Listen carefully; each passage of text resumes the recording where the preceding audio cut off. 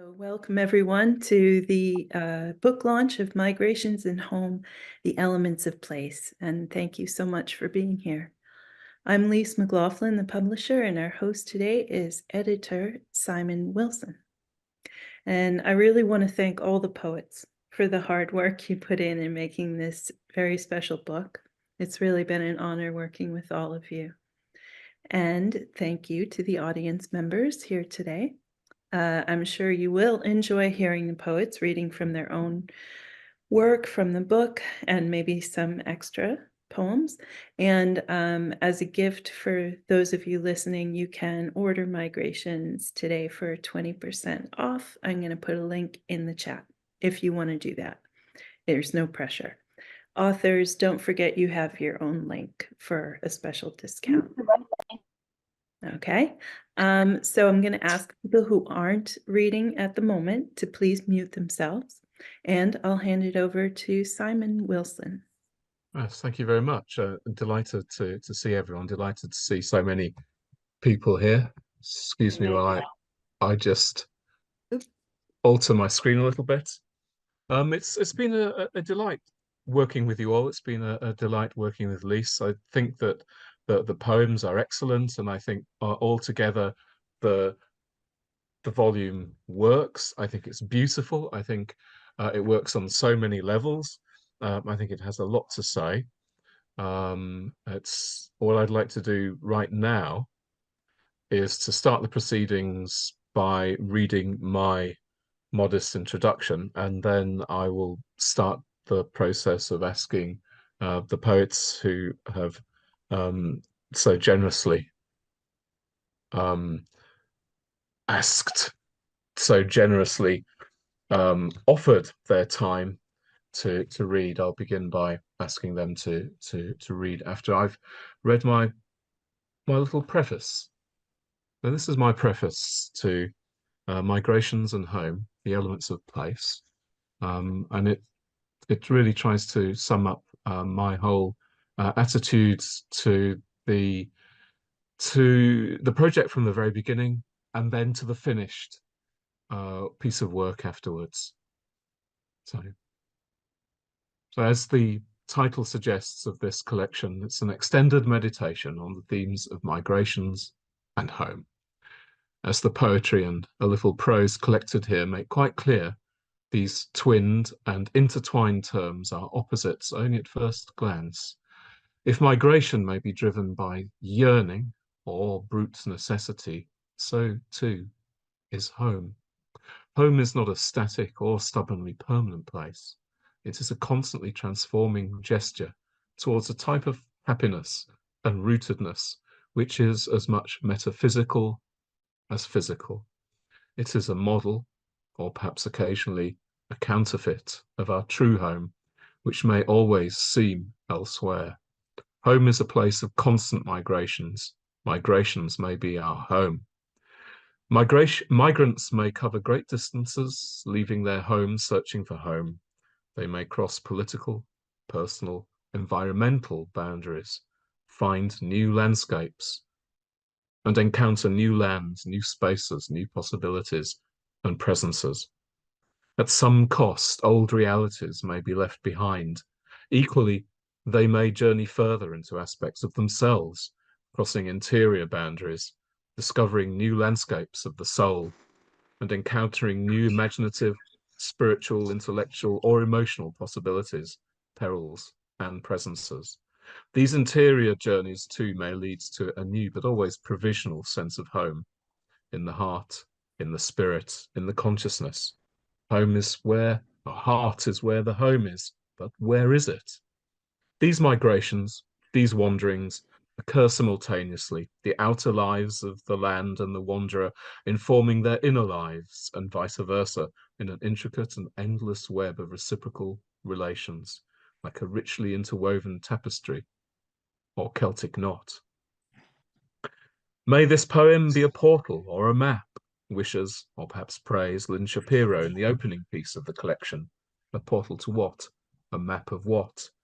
The poem and all the poetry here may show us, but may show us, but still it is up to us to explore in the manifold ways which seem fit to us the new land which may or may not lie before us. Sonia Overall, in the title of her poem, takes us on 3 walks without maps, mapless perhaps, but still they are walk, and we may choose to trust the poet even as we stray. Our wayward wanderings may lead to the realization that we are infinite and everywhere and everything. And so any movement is just an illusion. That too, however, may be just a moment, provisional and precarious, like the transformation into peace in Elaine Reardon's Cassidy's Pub. A poem in the collection. Always already we are captured by yearning for migration, and as happens to Yehudit Silverman in The Calling, when that occurs, yearning and calling meet in an endless spiraling dance, urging you to turn from your scavenging on earth toward the mystery of flight, as Cynthia Anderson writes in Mobius. Though this mystery may be a matter of perspective, still circling, nearly finishing, never resting, say the bees. I'll see you on the other side of the rose, says each rose, which is 2 lines from Catherine Pierpoint's beautiful poem, Foxglove. One more paragraph. The words of this vagrant preface are certainly no maps. Readers will notice, however, that we have divided the poems into short sections or sequences marked by a mysterious glyph, which is in fact an alchemical symbol. Alchemy, with its yearnings for change, mapped in careful stages, but rarely, if ever, reaching its end, seems an appropriate guide, which in truth is no guide at all to migrations and home.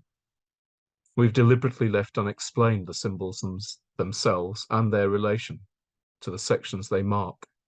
Readers, you, may decide to explore them and map out their own meanings.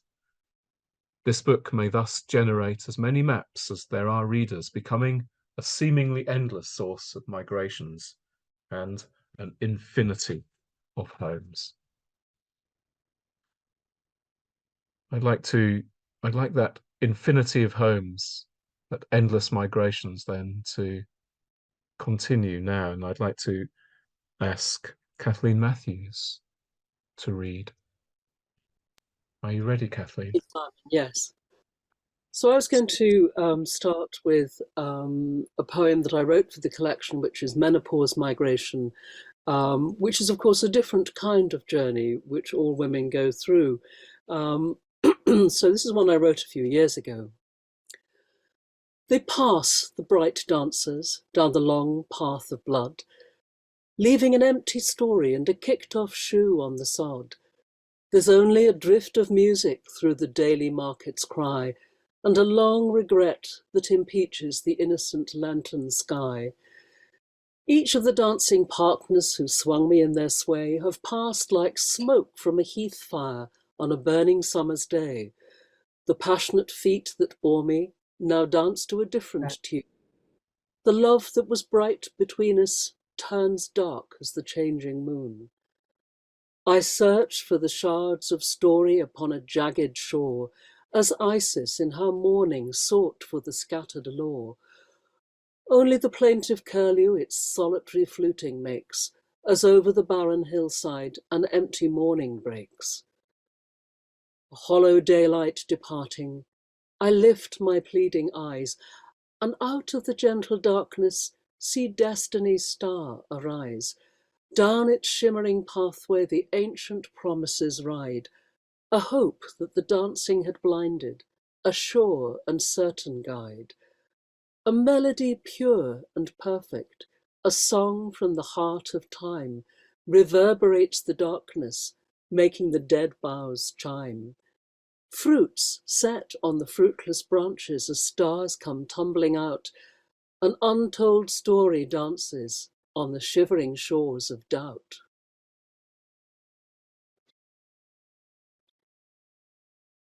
And another poem, not in the collection, A Green Killing, which is really about our environmental relationship with the green, and it's very much based in that mythic deep land where the spirit of the green lives and how we interact with it. So, a green killing. We kill you, but the green pours from your mouth faster than scythe can slice. Green Jack, merry dancer of the trees, we dream of you within the forest maze. Play at echo, though you call the tune, a game of catch and can through bounteous days.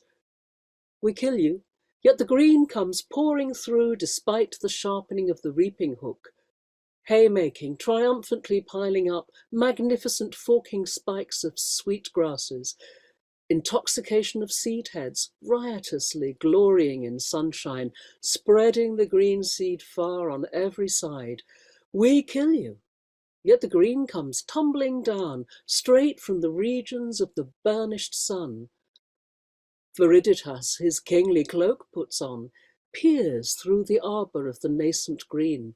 His chapjack cheeks pout with wind's bright breath, blazoning summer while the lark shrills on. I green you, though you cut me down. Wait till winter, when I come in high renown. The pollard trees their raster locks unfurl after the barber axe has trimmed their crowns.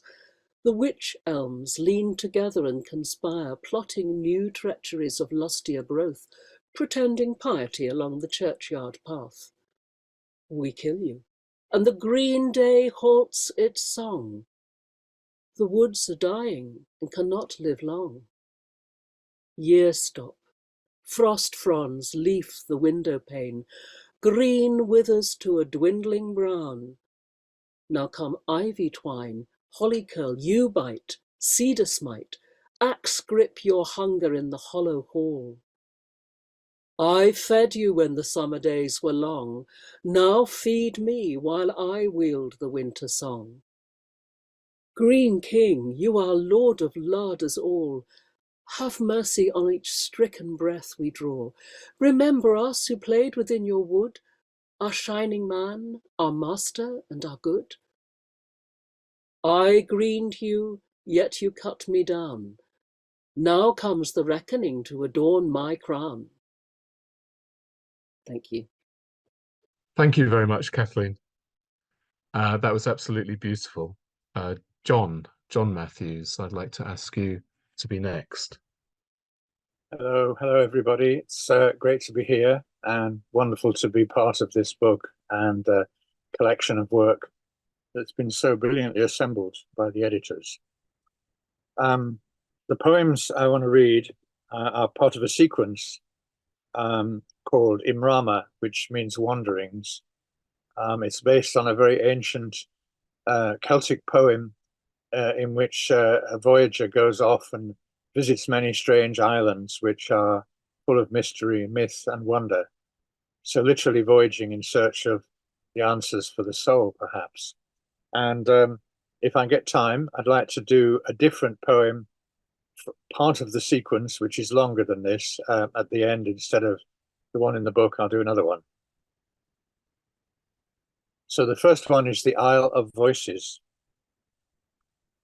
For days our keel sliced through the Black Sea, then suddenly before us an island rising like a fist. As we came ashore, drawn by the tide's secret hands, we saw a crowd emerging from the rocks, who when they saw us began to make much noise. It was a while before we understood their words. "It is they," we heard, "it is they." Fear sped through us as we listened, but before we could learn what this might mean, a wind sprang up, filling our sails, and swiftly the island fell astern. Yet it seemed we still could hear, distant on the chill air, "It is they, they, they." The Island of Laughter. The voyage was long, and we grew tired. Then at noon we espied a new island, a flat and grassy shore with low green hills and distant clustering homes. Along the shore and inland we could see groups of fair people laughing and dancing. Eagerly we pressed forward, but caution ruled our captain, and only one, chosen by lot, we sent ashore. Immediately he joined the play, he who had been a moment before weary and was by nature sad, now gave vent to mirth and pleasure. In wonder we watched him, greeting folk as though he knew them well, and felt the sorrow of those who know too much laughter. Grimly we turned our craft about, and left the shore and our fellow to what we thought must be unending merriment. Behind us, as dusk fell, we heard laughter and shouting still that followed us on the clear air.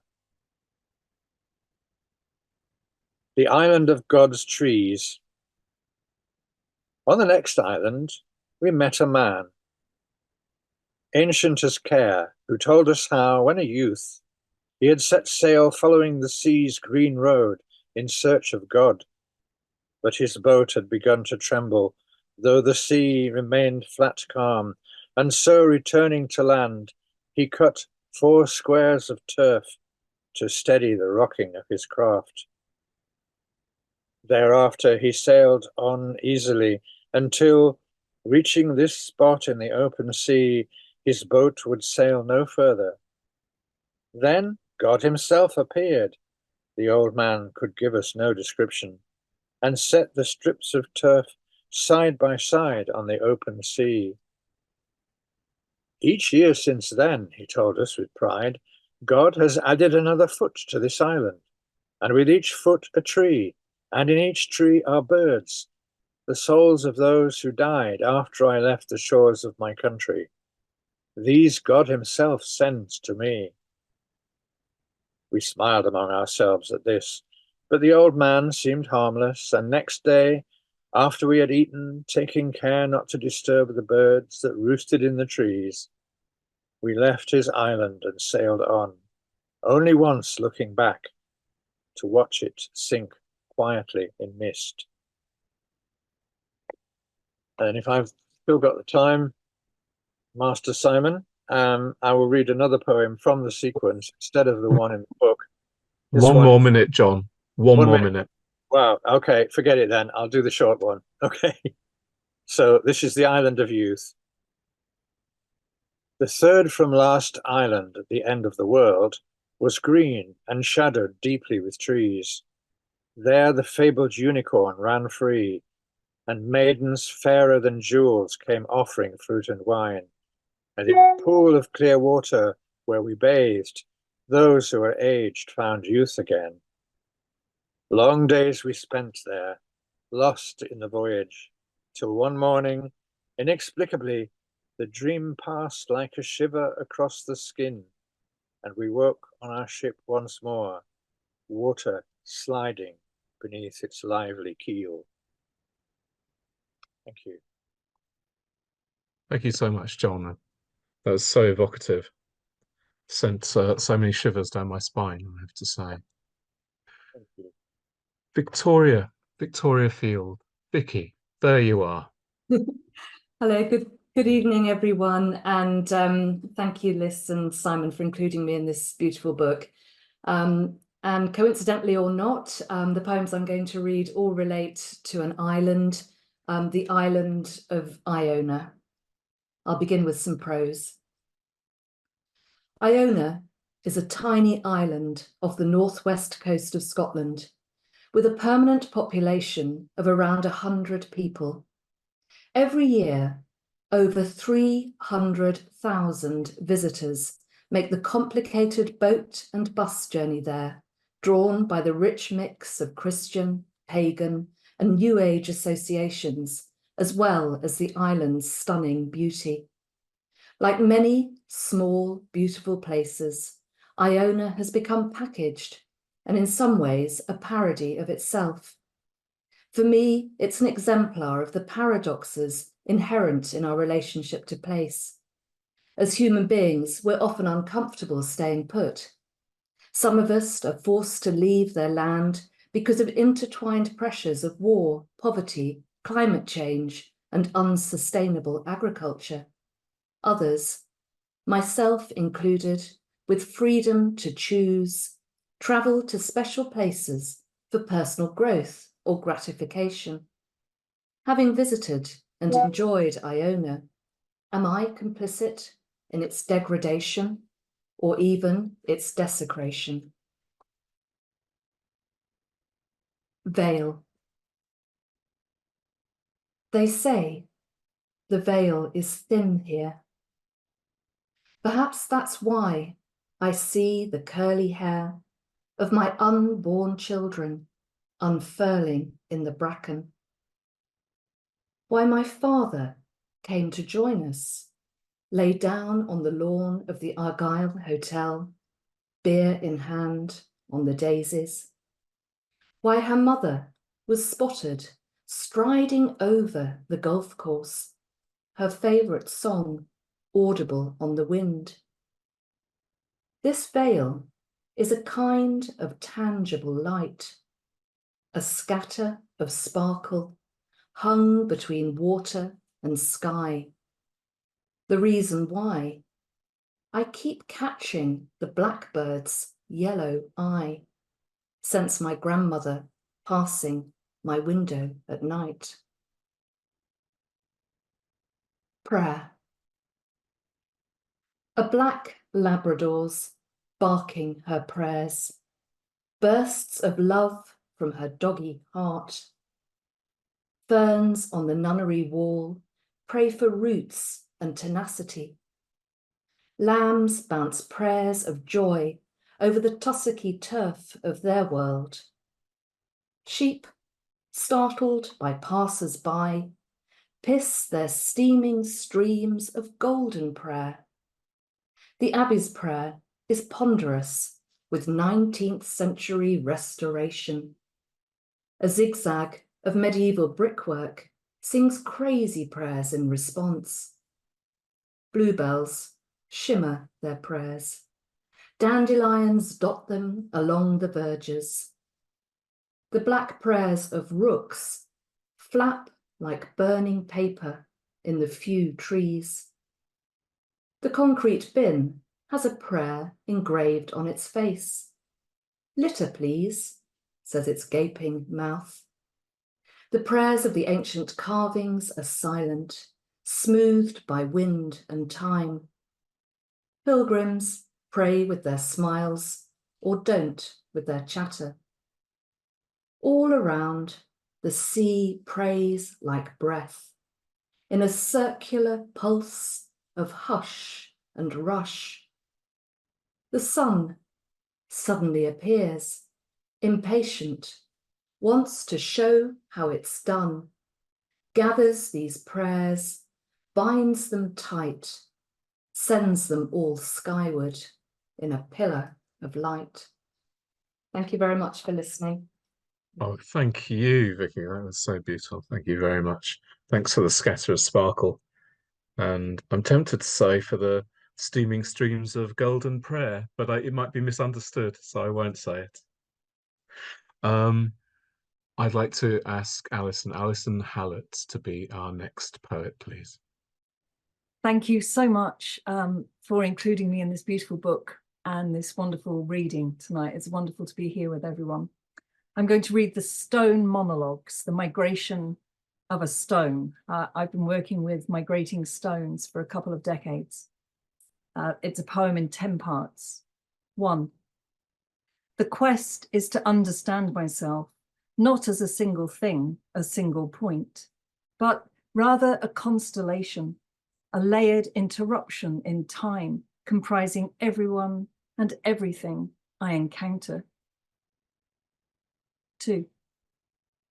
When I said I wanted to leave home, my mother wept.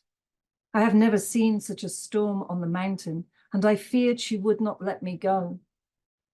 The tears she cried froze around me, and I was swaddled in ice for 1,000 years. I rode the back of the earth until the sun turned my horse into water.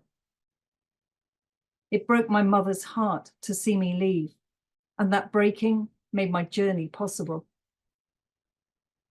3. When I arrived in the foreign land, I knew no one. All I had to offer was songs and stories from my motherland. For a long time, the people around me could not understand what I was saying. They thought their world and their ways were the only ones, and feared I might want to change them. Exchange, I said. That's what I want. 4. Everything I've come to understand as being one way is no longer that way. The straight line becomes a curve, the contradiction becomes coherent, poverty becomes wealth. This is the great law of reversal my ancestors spoke of.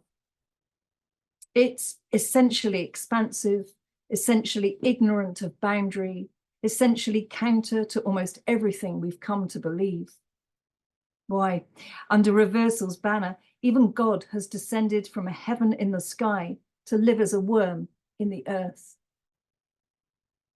5. One day, men came. They dug metal stakes into the ground around me and joined them with a rope. But the rope that separates is also the rope that joins.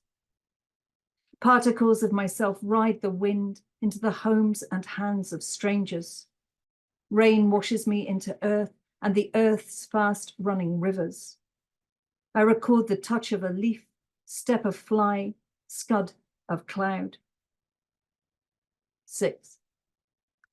No one thing immediately changes into another.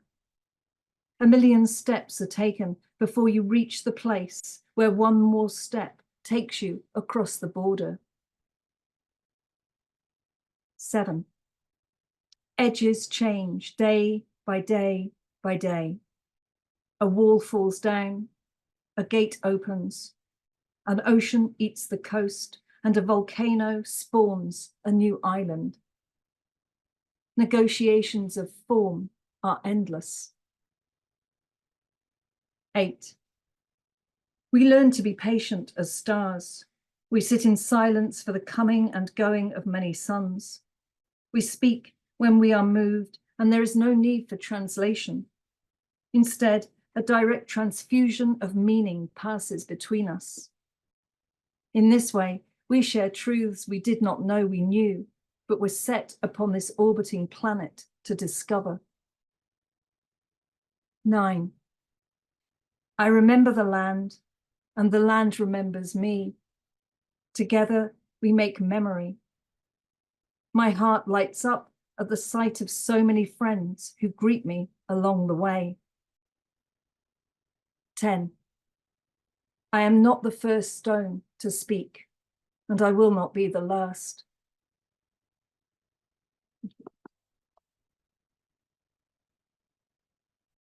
Thank you so much. That was just so lovely and so memorable and brings up so many images. Thank you so much. I'd like to ask Lynn Shapiro. I hope that Lynn is ready. Lynn Shapiro to read next. All right. I'm going to read my poem from the book, but I do want to say, because I think it is interesting, the poem is in 2 parts. The first part of the poem was written during COVID, and the second part of the poem was written as a response to the first part of my poem. It's a addendum. It's so I think that's interesting. Crossings. 1.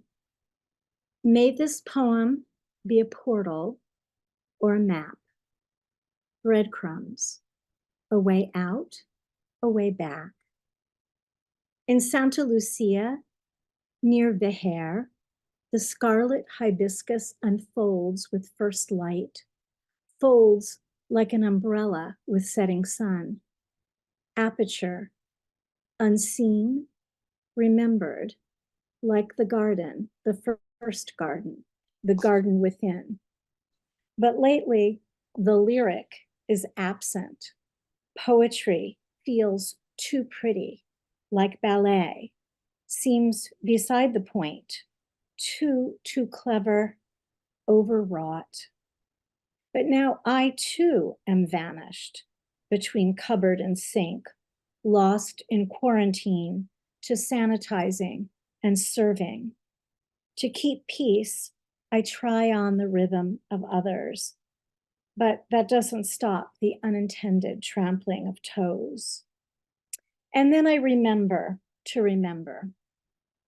Lynn, look to the sky. There are birds, lots of them, migrating. I'm in the hibiscus garden. I hear Pole's voice and look up. It is the autumnal flight of storks, the world without end. Throngs pass and pass proudly. Stretches of joyous configurations go on and on without pause.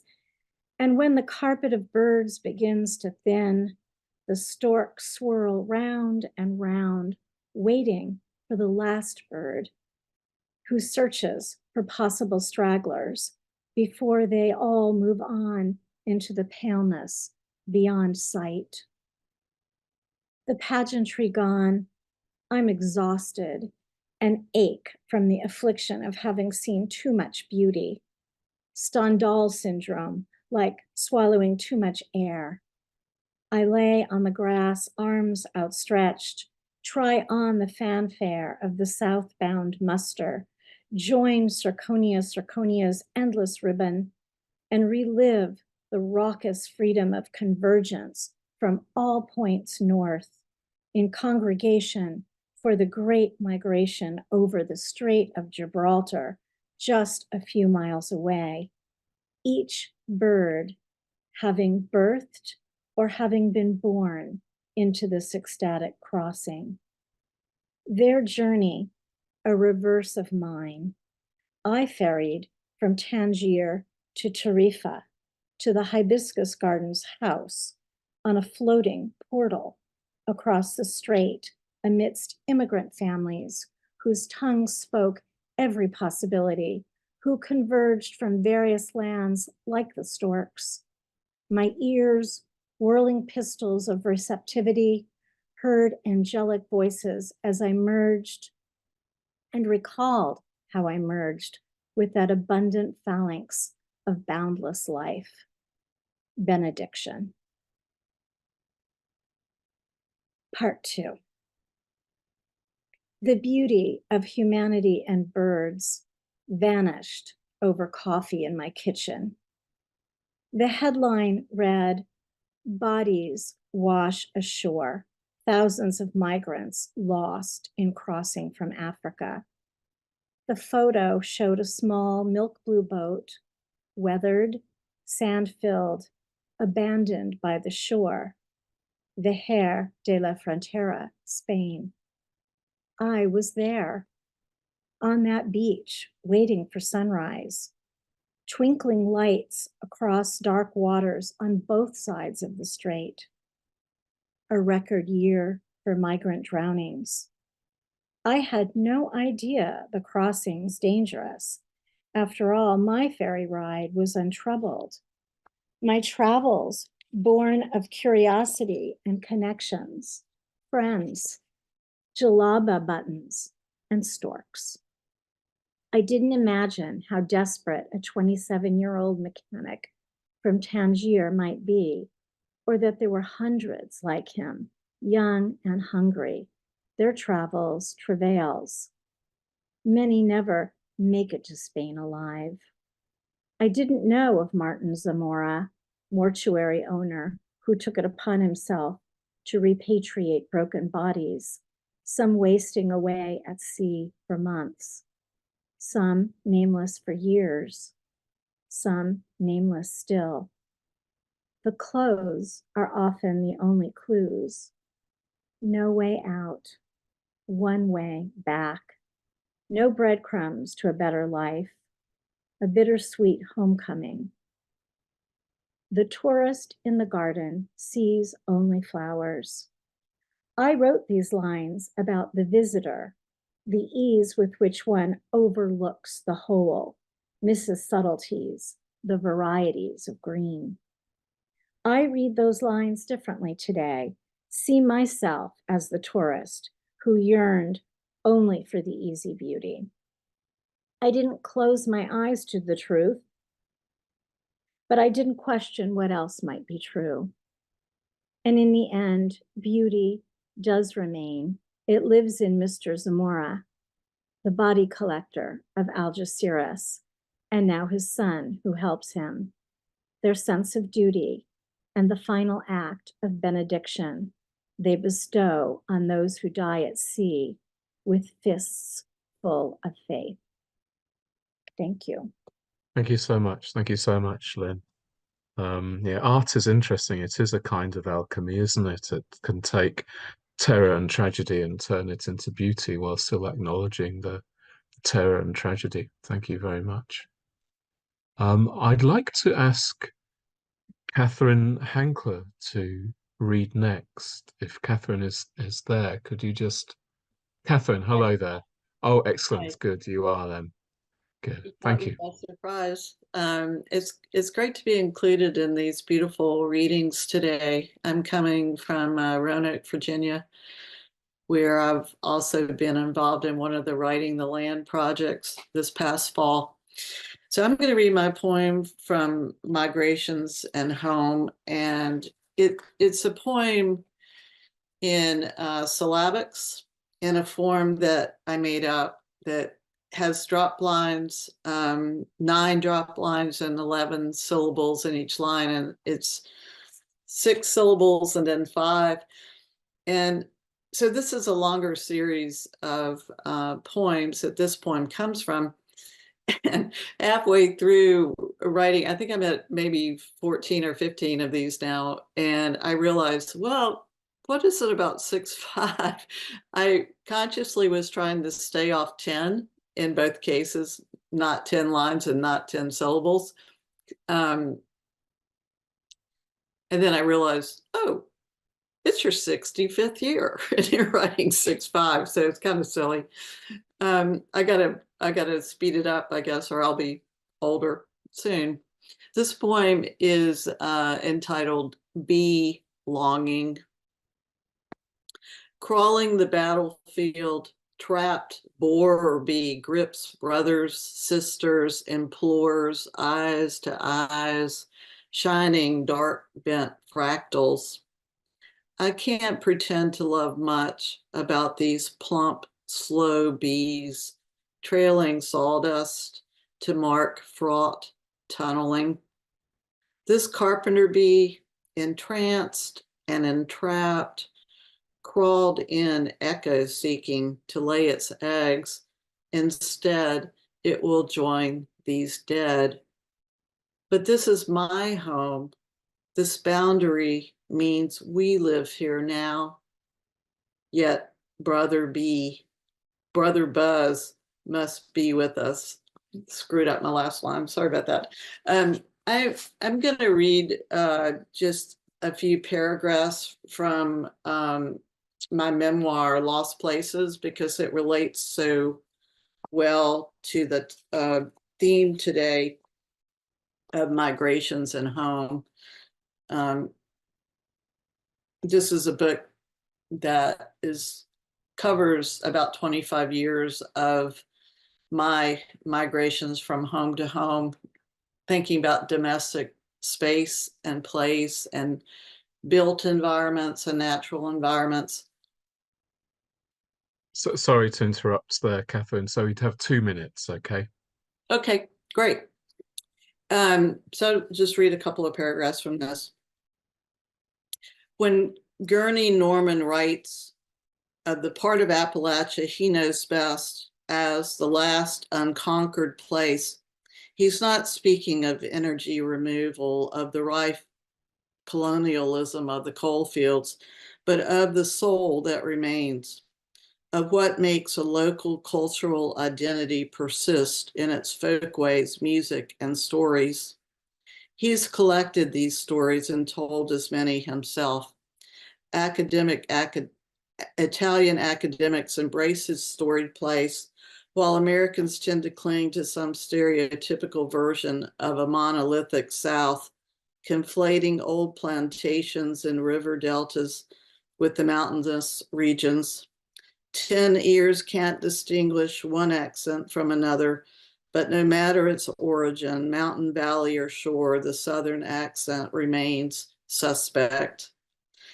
The literary South most of us know was constructed in the last century by William Faulkner, Eudora Welty, Flannery O'Connor, and their descendants. James Still rests on a shelf seldom disturbed, and the status of Appalachian literature waxes and mostly wanes from notice. Read James Still's River of Earth. At least read that. Read Denise Giardina's Storming Heaven. Read Lee Smith's Oral History. Read The Coal Tattoo by Silas House. Read Wendell Berry. See the films Coal Miner's Daughter and Matewan before you picture once again Gone with the Wind while humming ironically about Mr. Bluebird on your shoulder. Please read River of Earth. I'll end there. Thank you. Thank you. No, that was beautiful. Thank you so much for offering that to us. That was just lovely. I'd like to ask Robert Fleming to share with us now, please. Thank you. Good afternoon. I'm Robert Fleming, a visual poet from Lewis, Delaware, United States. And I'm going to share my screen. My poem is about a Canadian lake called Tom Thomson in Ontario, which was named after an artist named Tom Thomson, whose picture is on the left. Tom Thomson was born in 1877 in Ontario, Canada, and he died mysteriously in 1917 in the Algonquin Park of Lakes in Ontario. He was one of the most influential Canadian artists of the 20th century, a member of the Canadian group of 7 artists who originated the Impressionist art style at the same time that it was invented in Europe. This is a typical painting that Tom Thomson did of the mountains and lakes in Canada. There is a myth on a 3-day canoe trip in Tom Thomson Lake that if you canoe through these wooden beams without touching them, your trip will be blessed with good fortune. But if you touch the wooden beams, your trip will have peril in it. My poem is a memory of being on canoe trips in Tom Thomson Lake when I was about 12 years old in 1975. And here is my poem. Right palm part of paddle, elbow tips into Algonquin Park Lake, stroke and stroke. Camp counselor orders paddles up, portage ahead. Canoe bow on half sand, half dirt. And counselor orders, stop digging your blade in the sand, empty the canoe. Counselor worse than father, put this pack on your back and follow the trail. Tree marked yellow.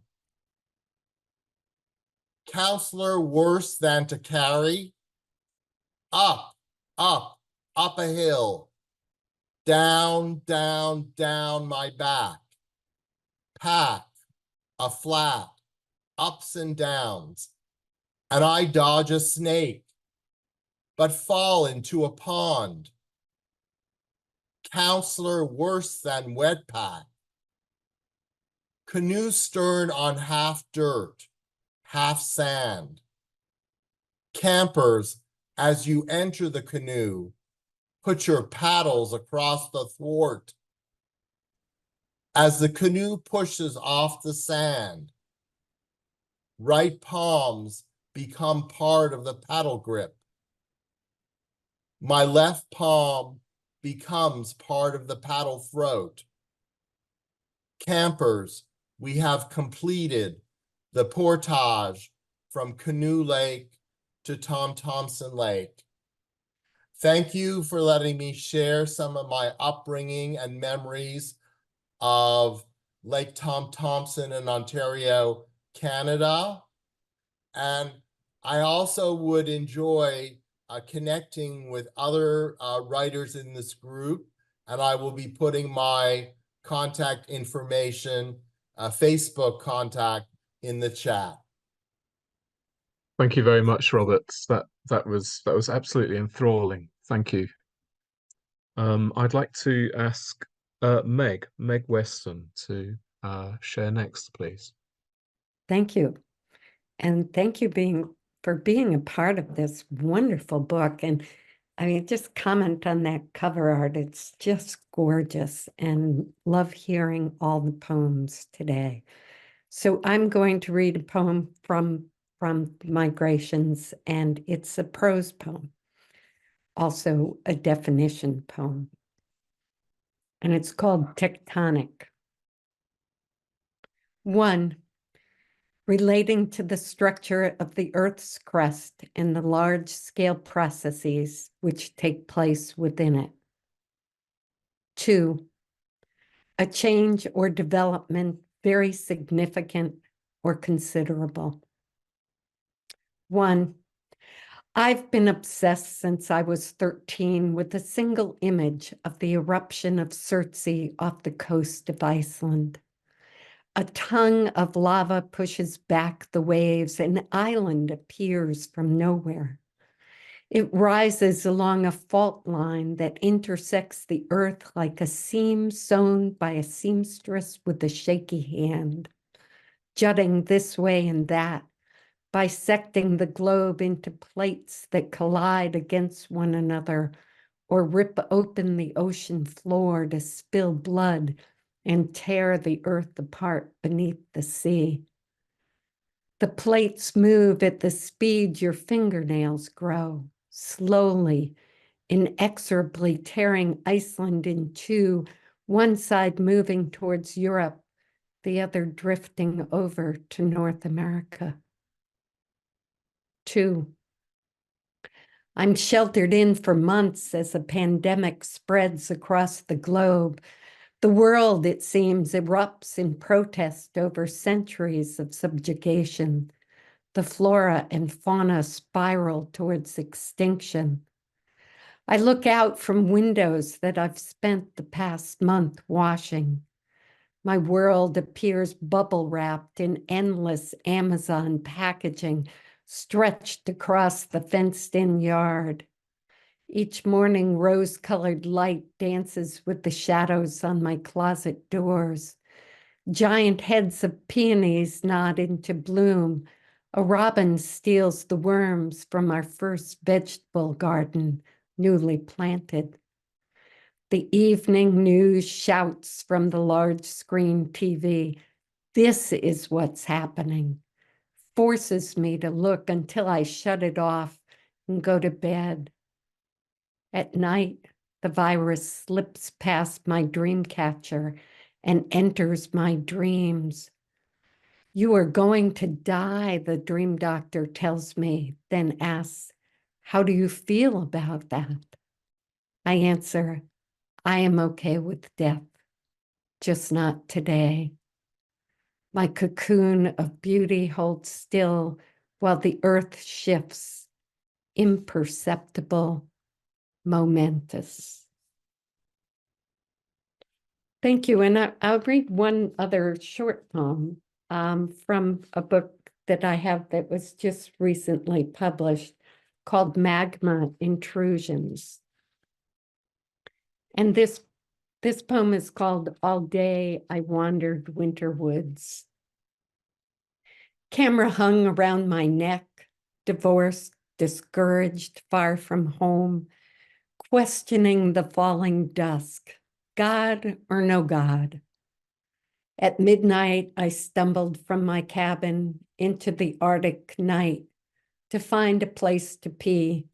Looking up, the Talkeetna mountain range loomed black, silhouetted by a glowing green, vibrating like the neon lights of Tokyo's pachinko parlors, green and pink and purple flashes, pinging steely points of stars, the sky a game of bouncing lights.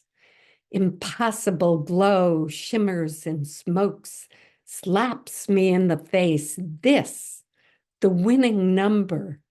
Stars tumble from above, divinity writ across the sky. Thank you. No, thank you. Thank you. Thank you for that wonderful reading. Thank you. The next poet will be Luther Jett.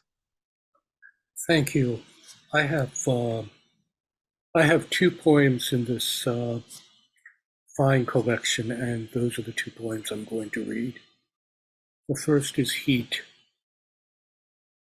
In that dry season, the hill crest shimmered under yellow skies. If we could reach the river, the willows might shelter us. Between the spur and the cool banks, sharp stones baked. A distant flag was a wound ripped across the horizon. A child's balloon ignited mid-air, birds with wings of flame. Under the overhang of green root minnows darted unaware.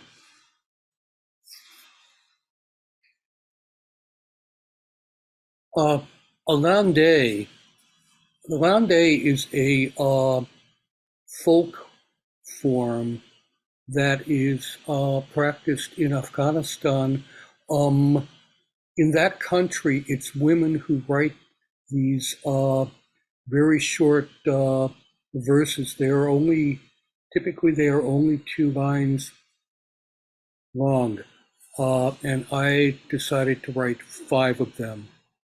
5 landes. Show me a nation without hope, and I will show you a land without poets. Even the smallest flower can cause a desert to bloom. 2 sounds shake the earth. Guns of war, trill of one lone sparrow. Don't weave a shroud of your tears. Spin them into a ladder. Long after dust covers everything, water will still find the sea. And thank you very much. Thank you, everyone. No, thank you. Thank you. That's so striking imagery there. Thank you very much for sharing that with us. Our next poet then is Suzanne Rancourt. I do hope that I pronounced your name correctly there. Oh, you did. You did indeed. Lovely. Let's see here. There we go. The profile photo that I'm using of late is my mother's mother, Dorothée Rancourt née Saint-Onge. And I'm honoring her she is my Indigenous and Quebecois connection. My father's connection is Celtic, and yes, there appears to be some English. You can see a thin lip, and I'm not standing, but I have a flat butt. And up until the day he died, until my grandparents, his parents died, we would always be told, ham it into our head, STEWART, we supported the rebellion. Now I'm thinking, if that ancestor that disembarked at HMS Fortune in the 1600s had left there because they supported the rebellion. And how many hundreds of years later, I'm still being hammered. That is how we spell it, and that is because why? I'm thinking that one's genealogical narrative is significant to identity, regardless of where we travel and how far away and how long ago it was. And wherever I feel called to go, I travel. And in hindsight, then when I come home, I discovered that I had ancestors there, and some of them are actually still alive. There's many ways to disappear a people. We have to be very careful about identity police and who determines who we are as human beings. I will read 3 poems. And why not? Didn't miss the jets flying overhead during the inevitable pandemic quarantine. Earth does not need us. We need her.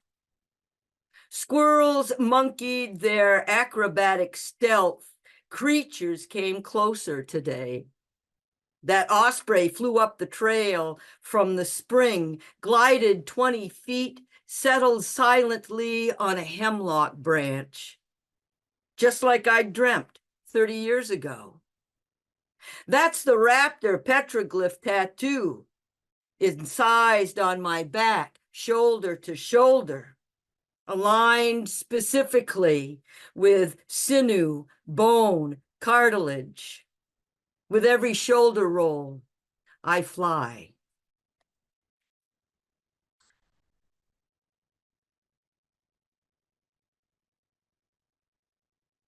Everything has already happened. My job is to show up. The only one making stew on a wood cook stove, where I keep putting my stocking feet into the oven to warm up.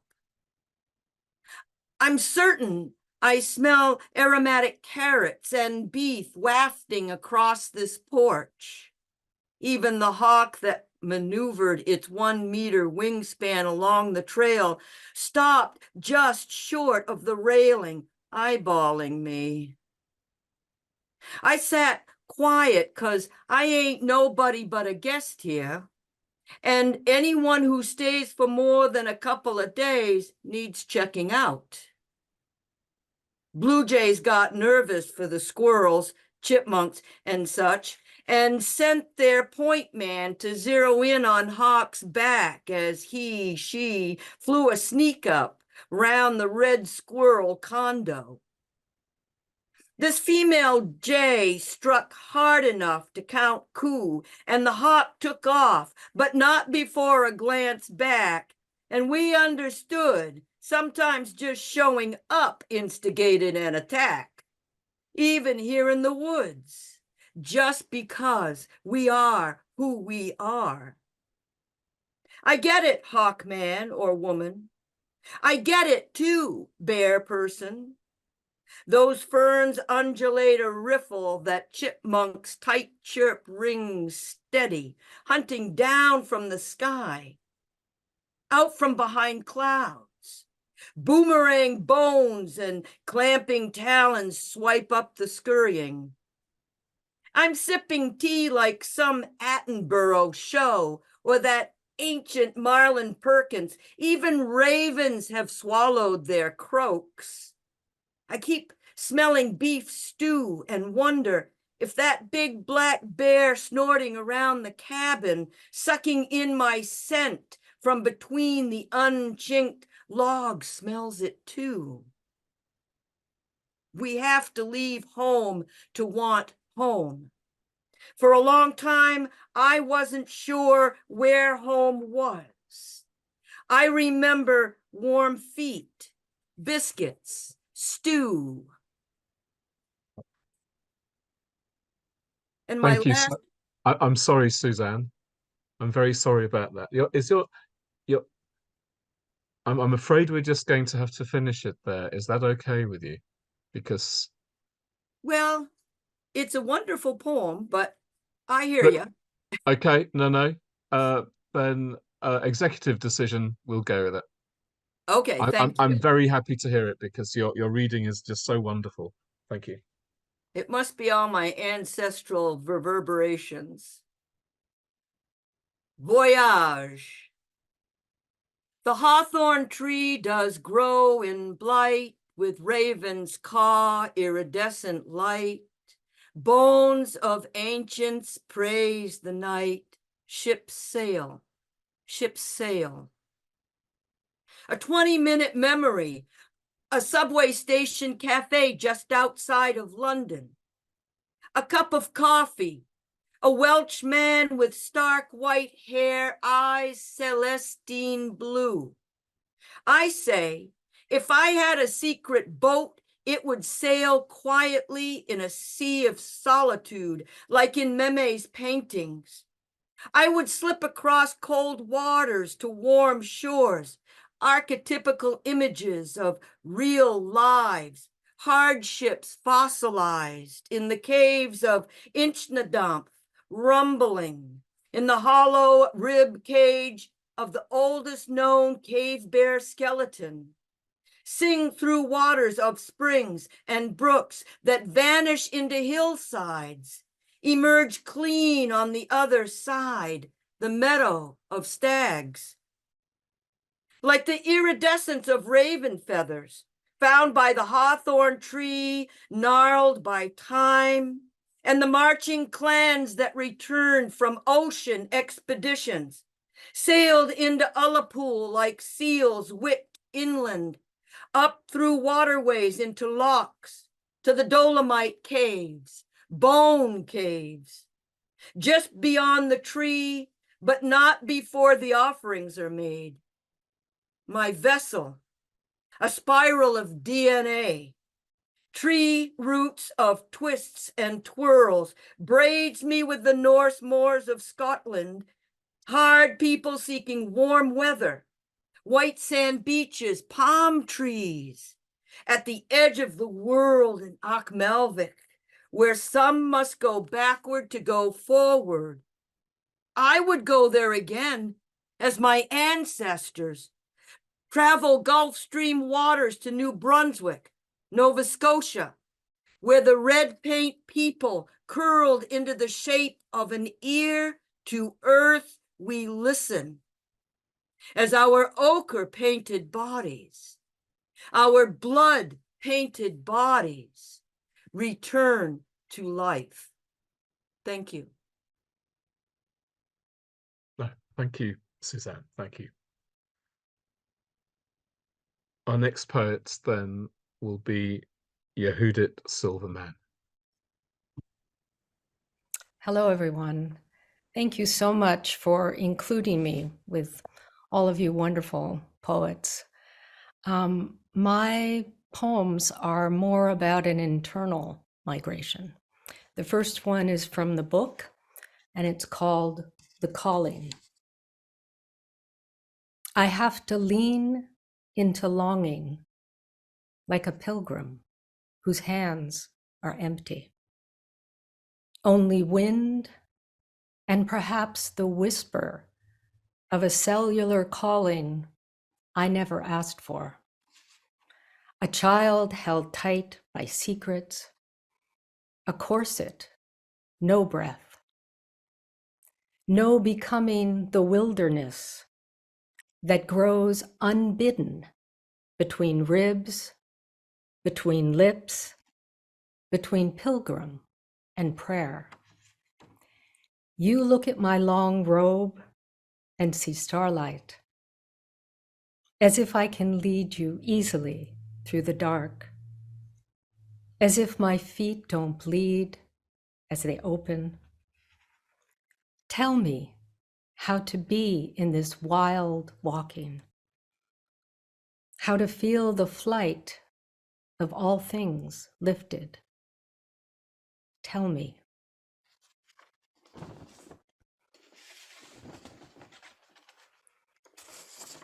The next poem is called I Am Not the Darkness. I am not a tree, but sometimes when the wind is just right and the moon too dark to see, I grow roots. My thirst is vast. Even my dreams are parched and filled with dust. I am not a beauty, but sometimes when my hips sway this way and that, even the turtles lift their ancient eyes.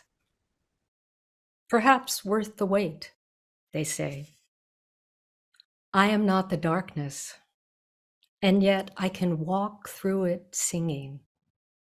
A lullaby of sorts, gentle enough to coax the tired beast of night to lay down its claws just for a while. And oh, how we rest.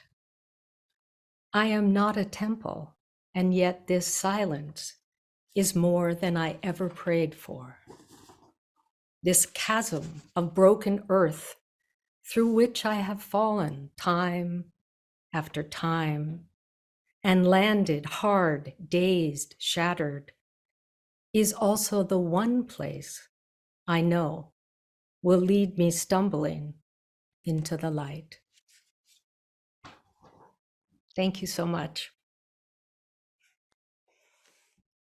Thank you.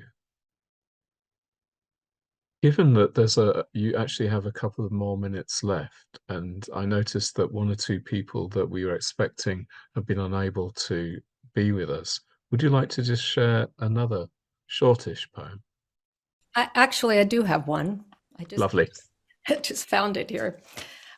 This is a poem that was recently published in a wonderful anthology called Dark Matters, which is an integration of the climate crisis and poetry and writing. This one is about what's happening in Israel and Gaza. It's called Refugia. Refugia is a scientific term referring to places that become safe spaces for organisms and life to endure in the midst of upheaval. The night of 1,000 stars won't keep you safe as you run on desert sands. Let me tell you about the prophets, yours and mine, how they listened to the poetry of the Persian lynx, how they kept each other warm night after night. Blessed be the stranger, the one you don't know, whose body is still, whose breath is gone. I have no purpose now but to offer you bread, wine, a wet cloth to cleanse your wounds. You have no purpose now but to offer me the same. How did we end up here, fighting for a piece of this dry land? The night of 1,000 stars won't keep you safe. See the young lovers holding hands as the bombs fall. Hear the cry of a newborn babe lifted gently out of the rubble. Hurry, your plate is waiting. Hurry, soldiers can't tell us apart. Our Semitic curly hair like snakes slithering down our back. If only we could stop running. There must be a place, a refugia, where both of us are welcome. Thank you so much. Oh, thank you. Thank you for sharing that last one with us. Thank you very much. Our next poet will be my friend Earl Livings. Hi everyone, and congratulations to all the poets and writers who have appeared in the book, which is a fantastic book. I'll be reading a poem from my poem in the book. It's called Yarra Yarra, and it's about the Yarra River, which runs through the centre of Melbourne in Victoria, Australia, and about the people on its banks. Yarra Yarra. You are what land has made you, as you define land. You are urgency of rain, stubborn compliance of soil and rock, fountain and erosion of mountains. You are winnowing of light through leaf and bark, flash of eel and diving waterfowl, sweep and tumble of riverstone. You are branch tips dipping into you with wind that commands you from air. You are swift memory of sky and haunt of dragonflies. You are keen edge of air and water, water and earth, earth and shadow. Your constant beginning is foretold during lessons that render time in firelight and breath of song, in scored paintings on bark, in patterns of dust dancing feet raise. From drag marks of a shuffling old man to freedom of waterlocked land carved open by heroes with stone axes, you are everything in everything. And always seasons urge your people to their seasoned ways. Your banks, no chatter of digging women, no silent stance of hunters. Your trees throw shade over cooking fires and the gathering circles. Your water is sustenance, is play of bodies and froth. There is no end to you as your people honour the bounty of your flow in trace of seasons from mountain to sea. There is no end to you even when your people are at an end. Another time, another people, and they, for a moment, tilt their heads to shifting shadows artificial lights cannot dismiss, then resume their habits. For them, your banks and riverbeds are clay for brick kilns. For them, your flow is challenge for punt and bridge, a terse crossing for those who come to tame your trees. For them, the growing land beyond is fodder for simple impulse of pursuit. You are echoes of bonfires fading into sobriety of church socials. You are seasonal excuse for pipelines and multiplicity of roads. You are demarcation of our plots. And we are drawn to you. You are silt of our past, sludge of our chemistry, gleam of our ships and tankers, under umbrellas, at picnic tables, feeding stale bread to ducks, tossing sticks for ardent dogs, walking mirror strides with lovers, rowing upstream with careful children, gasping as we pause along a concrete track, stopping in rigid traffic on your bridges. We are keen to swing above you, mouth poised between laughter and fear, the moment hands are free of the horizontal rope, and you rush to greet us without end. Thank you. Oh, And lovely. this Thanks. Oops, excuse me. I do apologize. No you- worries, Simon. You have one more minute, Earl. No worries. This next poem is of a different sort of migration. It's called Bees Dance. And no one died that day, not ever. They flew out their bodies like bees from a flower, taking nectar to the hive. Honeycomb light, sweetening the next day and the next, till the season turns grey, as it must.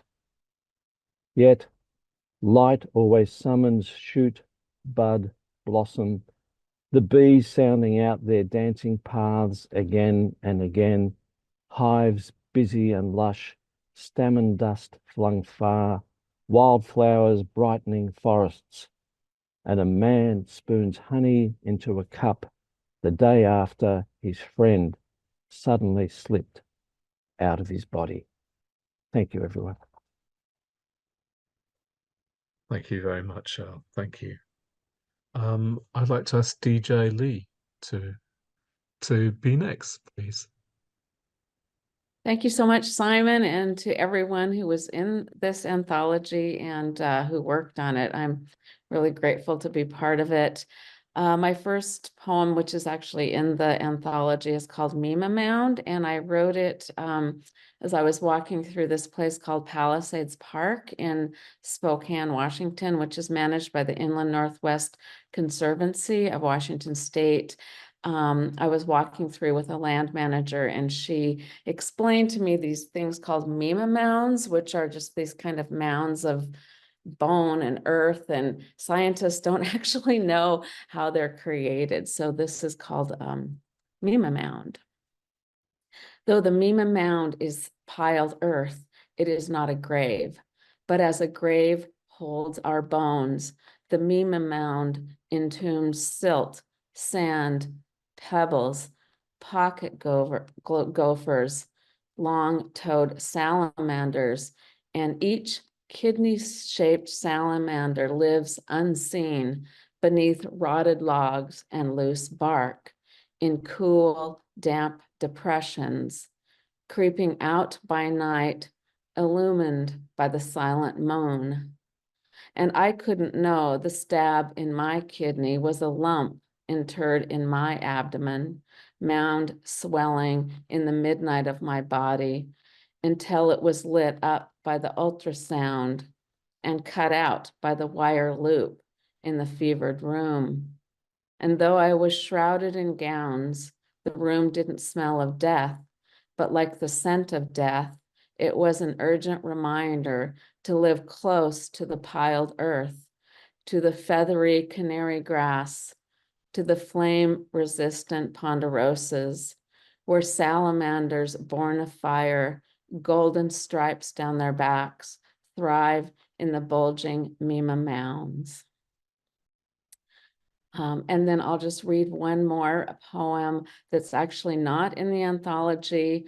My mom passed away about 7 or 8 months ago, and my father, who's 85, a few months after she passed, we took a hike on a trail near Bellingham, Washington. So this is called Trail to Squires Lake, July 23rd, 2023. Today is the 4th month. I can't see my father's silvered brows or snaggletooth grin as we climb. Only his rounded back, shoulder blades moving like a kid's carnival ride, map-like tread of his new REI boots, hiking poles stabbing the earth. Squires is in your mother's ancestry, he says. We don't mention her last rattled breath. We flush a single goldfinch from the horsetail sedge. That's a wild canary is what that is, he says. We say nothing about sitting with her silence through the night, how present she seemed. I hate the elevation of this trail, but I want to see the water, he says. As we brush past thimbleberry, holly, wild raspberry willow, cattail, and skunk cabbage, we don't discuss how the crematory man came through a snowstorm, wrapped her in white plastic, and gurneyed her out the door. Are we going the right way, he says? It seems we should be farther west. I assure him we're on the right trail, but I know what it's like to misperceive. We don't converse about how her favorite cat climbed onto the indented pillow, eyes blazing as if seeing through the mist rising from the bed. I still wake in the middle of the night and call her name, he says. Maybe it's the shock of chartreuse lilies padding the shorelines, but I swear this lake is a portal to somewhere. Okay, thank you. Thank you so much, DJ. Thank you so much. So I'd like to ask Janet McFadden to read next, please. Thank you for having me. This is wonderful to be here and following so many wonderful poets. This first poem I'm going to read came out of flying from Boston to Ireland and thinking how odd it is to be in a metal tube flying 500 miles an hour. So this is called Flying at Night. Somewhere in the North Atlantic, fishermen winnow the sea until nothing is left except sadness. The fields never lay fallow, scraped to the bones of shimmering fish. A curtain of snow sweeps across waves so thick you couldn't see your nose if you were there and not 3 miles high, blind, ear-budded, breathing by umbilicus to the carbon fiber webbing. Out of mind, flocks of seabirds float, scattered plashes of white, and polar bears hitch rides on waxy slicks from Greenland to Baffin Island. The sea could be pewter, a length of silk stretched over our waiting bones. The sleeper gathers a dark shawl of bubbles around her shoulders, the edge of surf under her chin. The dream becomes thirst in an ocean of salt, what we have always desired, held dear to our hearts. I could write all night about this not knowing, trying to knit together what our hearts divulge and our dreams ensnare, while far below, whales sleep with one eye open and the other eye closed.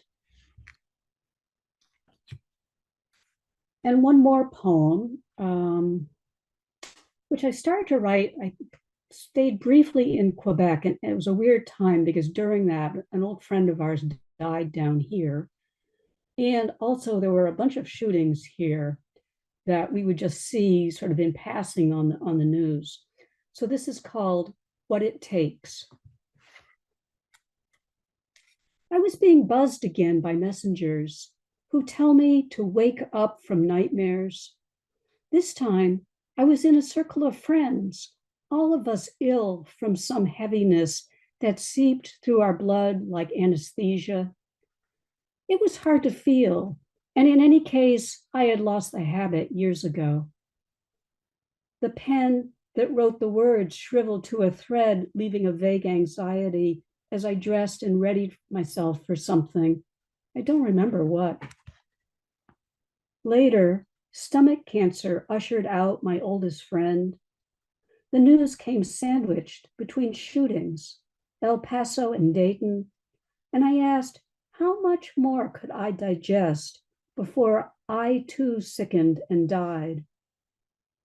Then I killed the mosquito who lit on my wrist to bleed me, the wrist that always aches with a numbness. But nature is profligate. Soon another messenger explored my lips and my breath.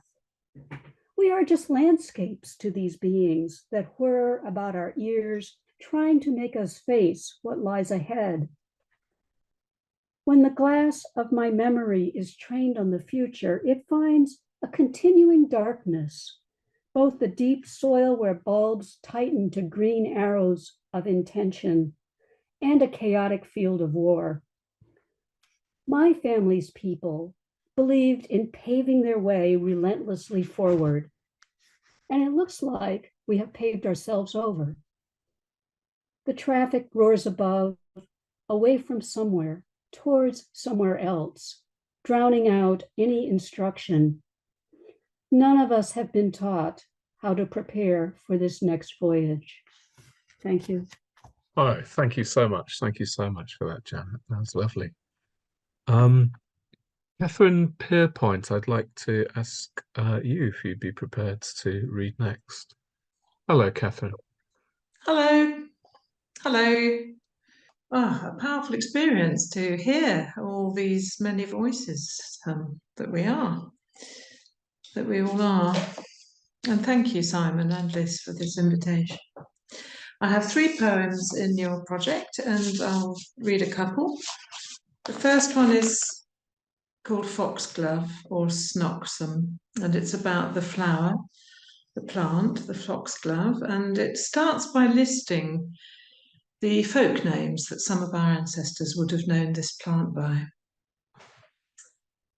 Foxglove, Snoxum, gloves of the Virgin, finger hat, dog's lug, white throat, plantain. A smatter path of freckles, leopard print dance steps stippled in purple, all draw the solemnly drunken bees.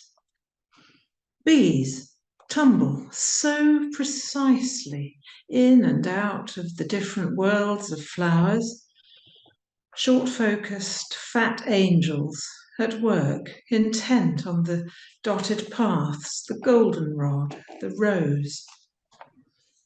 Humming-winged into each fox muzzle bell, down these bees furrow, they wade, half-blind, up deep channels of perfume to the bright domed chambers inside each heart. Black ankle joints all dusted in gold, tiny gauntleted wrists. But now each bee's a barge, dark, bull-nosed and laden, pulled home by the sun. Up and down, all their lives in the light.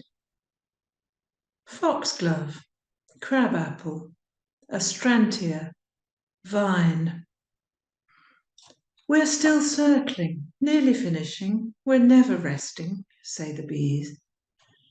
I'll see you on the other side of the rose, says each rose. And just one other poem about an apple. They say that every poet should commit one moon poem and get it out of their system and write about the moon. So this is mine. It's called Moon Apple. Long silver linen folds of grass slip coolly round the apple tree. The moon, as the mirror, cannot ripen. It can fill, can spill, can see, but not embrace the tree. This light shower of iron filings has fallen far from its quickening magnet, forgotten how to dance.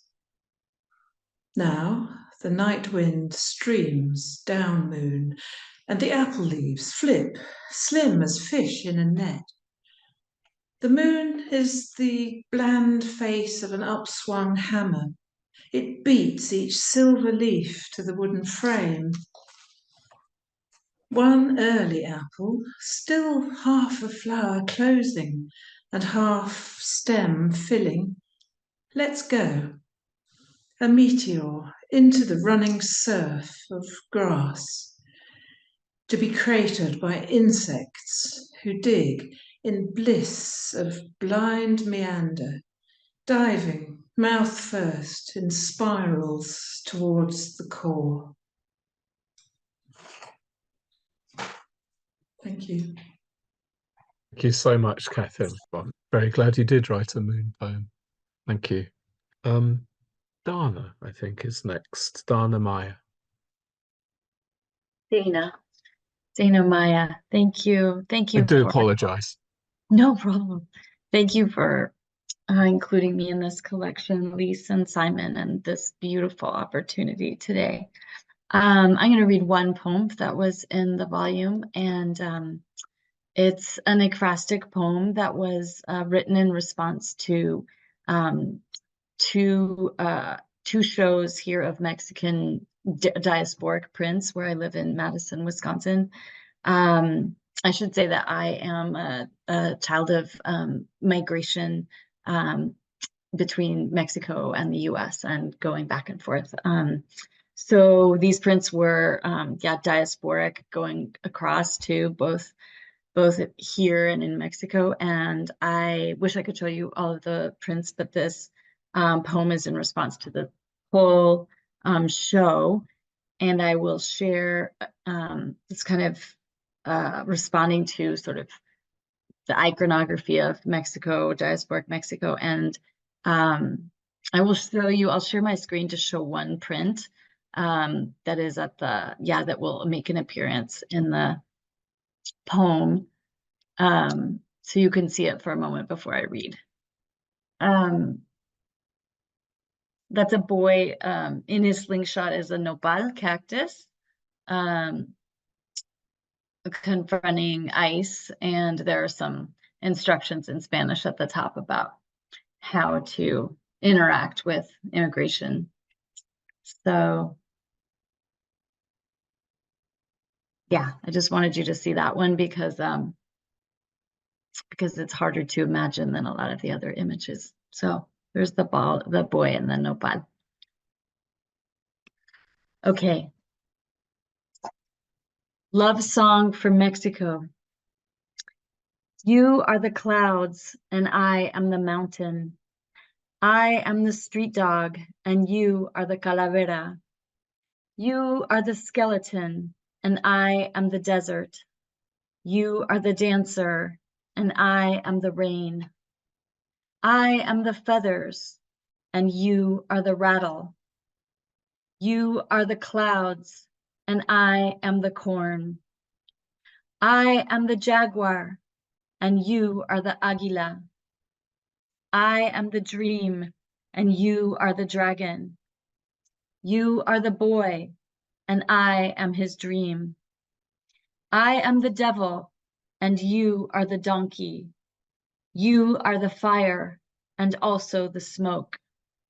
I am the cactus and we are the desert. You are my braids and I am your face. Your mama is the bruja and I am her gaze. I am the false god and you are the virgen. I am the fur and you are the feathers. You are the selva and I am your flowers. I am the nest and you are my beak. I am the palma and you are its cocoa. I am the fingers and you are my palm. You are mi reina and I am the queen. You are the mask and also the wrestler. I am the gate and you are the falling god. You are the flying and I am the sun. I am the sky and you are the footprints. Mi abuela is the stone and yours is the cross. I am the piñata and you are the stick. I am the blindfold and you are the spin. I am the dulces and you are the song. You are the tras and I am the sas. You are the cuerda and I am the pull. I am the hand and you are the rooster. I am the drunk and you are my drink. This is the nightmare, but also the dream. The men are the migra and we are the boy. You are the nopal and I am the slingshot. We are the espina and also the toy. We are the cactus and also the slingshot. I am the cactus and you are its joy. Thank you. That's all for me. Thank you so much, Dana. Thank you very much for that extraordinary image that you showed us as well as the poem. Thank you. Thank you. So, our next poet is Mary Brancaccio. Thank you very much. Thank you. Thank you to everyone for their beautiful poetry. It's been wonderful to just sit and listen to it. My poem that I'm going to read is from Migrations. It's Costa da Morte, and it has before it a short quote from the book of Jonah. And he said unto them, take me up and cast me forth into the sea. So shall the sea be calm unto you. For I know that for my sake this great tempest is upon you. Jonah, chapter 1, verse 12. Salvation is a bitter seed, a thin coat against driving rain, an ache for years lost, a saffron sea, beautiful and treacherous. Northern winds fill my ears with muted roar as I hike through spiky Camarinos, past an English cemetery to a beach.